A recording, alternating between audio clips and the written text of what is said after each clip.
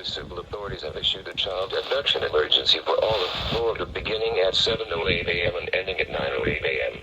A Florida Amber Alert has been issued for Zane Ward, a biracial female, 6 months old, 2 feet tall, 14 pounds, brown hair and brown eyes, last seen in the area of the 5000 block of State Road 13 north at St. Augustine, Florida, who was last seen wearing a wide ruffled onesie with pink flowers and green stems.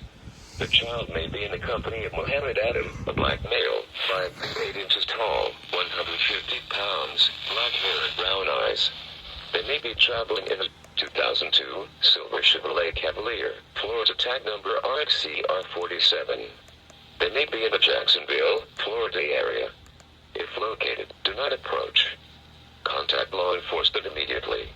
If you have any information on the whereabouts, please contact the St. Johns County Sheriff's Office at 904-824-8304 or 911.